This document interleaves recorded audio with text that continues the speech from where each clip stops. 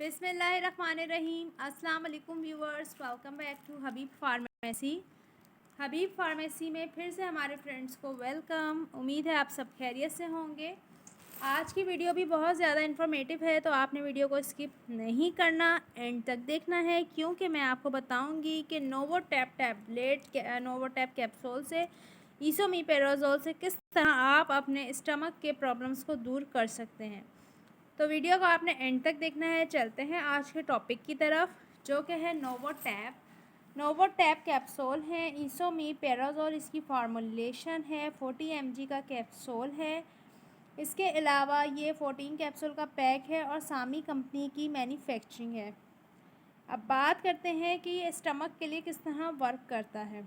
तो ये स्टमक के लिए इस तरह वर्क करता है कि अगर आपके स्टमक में बहुत ज़्यादा इनडाइजेशन है, आपको स्टमक प्रॉब्लम है, आपके स्टमक का एसिड बहुत ज़्यादा बढ़ चुका है, जिसकी वजह से आपको जलन, खट्टी डकारे, बदहज़मी होना, उल्टी आना, सीने में जलन रहना, हार्ट बंद होना, रेस्पायरेटरी ट्रैक्ट बंद होना, आपको बहुत ही शदीद किस्म की अपने आप से आप बहुत ज़्यादा बेजार रहते हैं इन सब चीज़ों की वजह से, तो आपको परेशान होने की ज़रूरत नहीं है, क्योंकि इसोमेपेराजोल 40 mg का कैप्सूल आपने खाने से आधे घंटे पहले लेना है।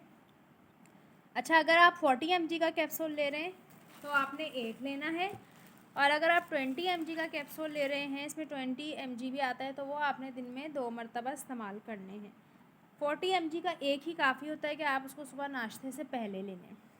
इससे आपकी जलन, बदहज़मी, खट्टी डकारे, आपकी उल्टी की कैफियत, आपके एसिड को कंट्रोल करता है, आपको खाना डाइजेशन करने में मदद करता है, आपके निज़ाम हज़म को बेहतर बनाता है, जितनी भी जलन और जितनी भी आपको उकताहट हो रही होती है वो सब दूर हो जाती है।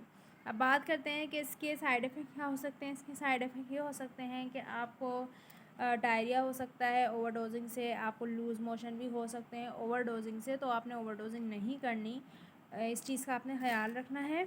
और वीडियो अच्छी लगे तो लाइक शेयर ज़रूर करें। अपना कोई सवाल है कमेंट सेक्शन में पूछ लें। फिर मिलेंगे। अल्लाह हाफिज़, टेक केयर।